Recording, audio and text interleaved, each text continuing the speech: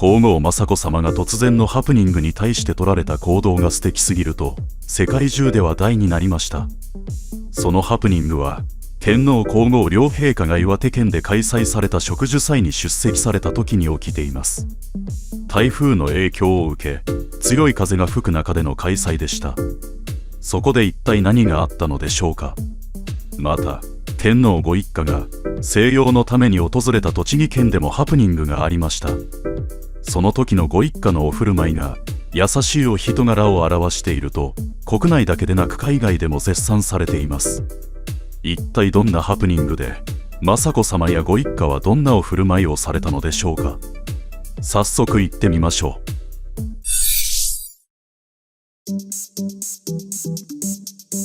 2023年6月4日、天皇皇后両陛下は岩手県陸前高田市の高田松原津波復興記念公園で開催された第73回全国植樹祭に出席されました。全国植樹祭は国土緑化運動の中心的な行事で毎年開催されています。全国各地から緑化関係者などが参加しているほか、昭和25年からは天皇皇后両陛下にご臨席いただくようになりました。両陛下によるお手植えや参加者による記念植樹等を通じて森林や緑に対する国民の理解を深めることを目的とした行事です。岩手での全国植樹祭の開催は1974年以来の94年ぶりでした。今回はおよそ4100人が出席しています。植樹祭を機に両陛下が岩手県を訪問したのは約7年ぶりです。岩手県の方々はさぞ楽しみにしていたことでしょう。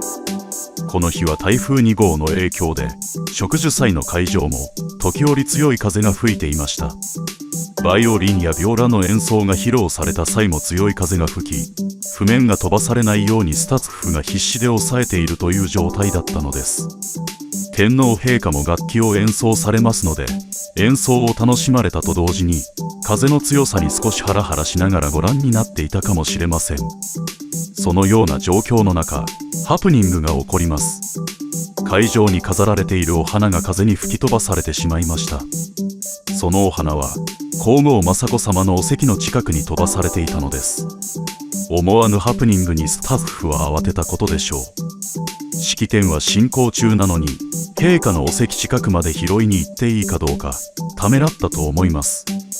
どうしようと焦ってしまう状況ですよね。するとさらにハプニングが続きます。皇后雅子さまはハマナスの種のお手まきが終わりお席に戻られるところでした。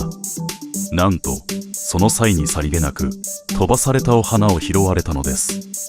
そして慌てて受け取りに来たスタッフに笑顔で丁寧にお渡しになられました。雅子さまが自ら拾われるなんてスタッフも会場の人たちも驚いたに違いありません。このお振る舞いには日本国内のみならず海外からも絶賛の声が上がっています。その一部をご紹介します。こういう気遣いはやろうと思ってできるものじゃない。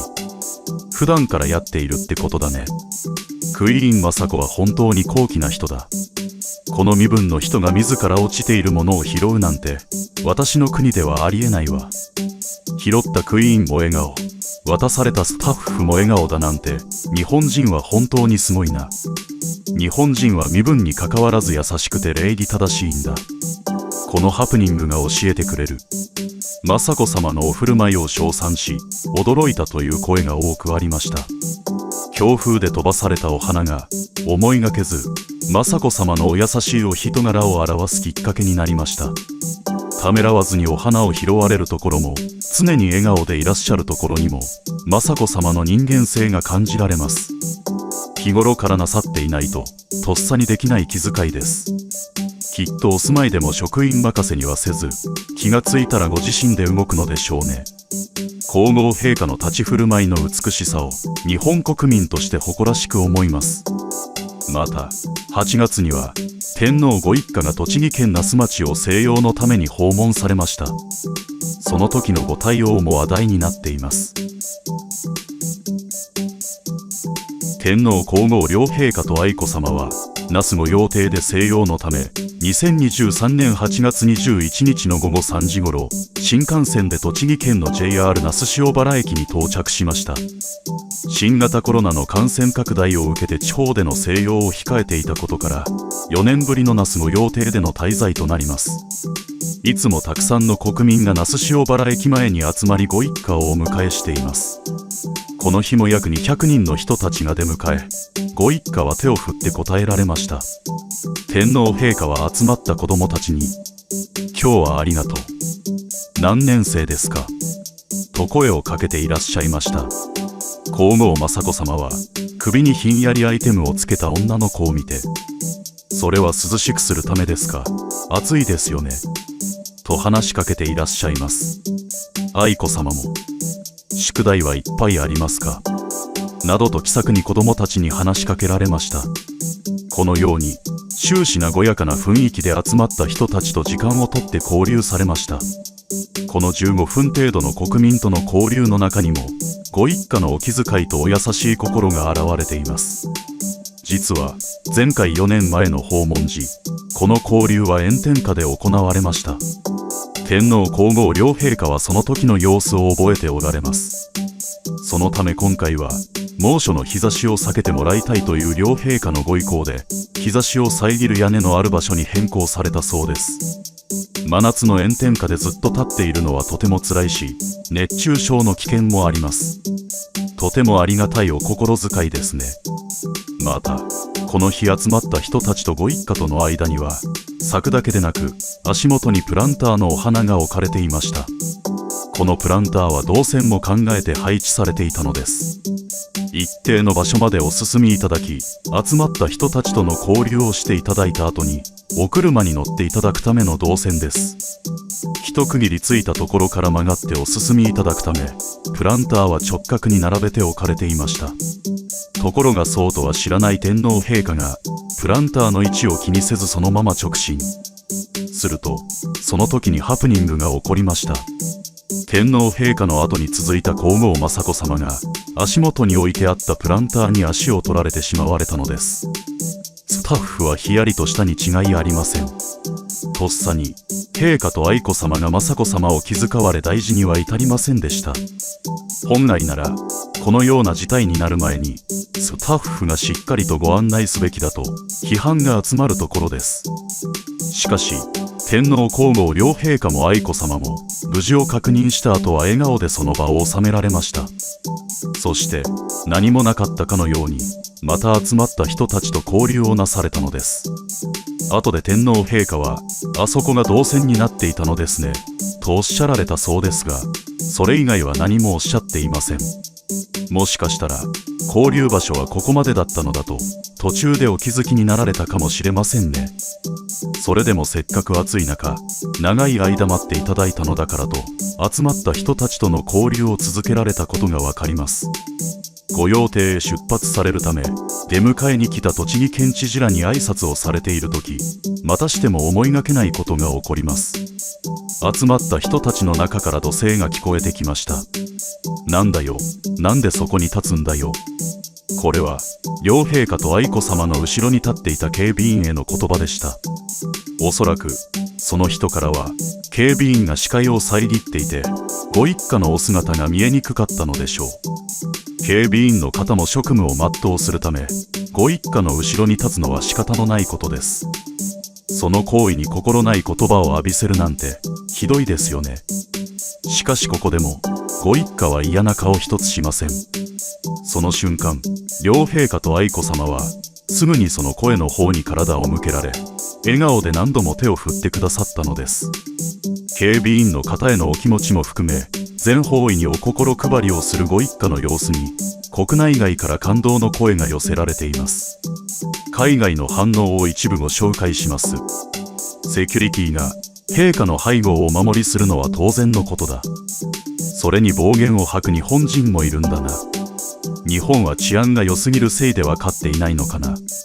理不尽な言葉にも笑顔で対応するなんて日本の皇室は素晴らしい。笑顔で人々と交流するロイヤルファミリー、とても素敵ね。日本人が羨ましいわ。雅子さまがつまずいた時にとっさに手を差し伸べるお二人。みんな笑顔でとても仲の良いファミリーだって分かった。国民を気遣い思いやっている。日本人の優しさは皇族がお手本なのかもしれないなと天皇ご一家は海外からも称賛されています。国内外でいつも注目されてしまうことは気苦労も多いと思います。にもかかわらず笑顔で国民に接してくださるのは嬉しいですよね。炎天下で待つ国民を心配し、屋根のある場所へ変更するように進言されたところも本当にお心遣いが細やかですね。ところで天皇ご一家が那須を訪問したのは静養のためでした。皇族の静養とはどのような意味があるのか簡単にご紹介しますね。皇族の静養とは、天皇ご一家や上皇ご夫妻がお住まいがある東京都心を離れて地方で一定期間過ごし、心身の疲れを癒されることを言います。主に御用邸が滞在先になりますが、そこだけではありません。民間のホテルなどに宿泊されることもあるそうです。しかし民間のホテルではプライベートが守られにくく、本当の意味での静養にはならない気がします。そう考えるとやっぱり御用邸での滞在になりますよね。御用邸とはいわゆる天皇や皇族の別荘です。御用邸は明治天皇の子供が相次いで亡くなったことから侍医などが提案をしたことにより、秘書や秘官のために設置されたと言われています。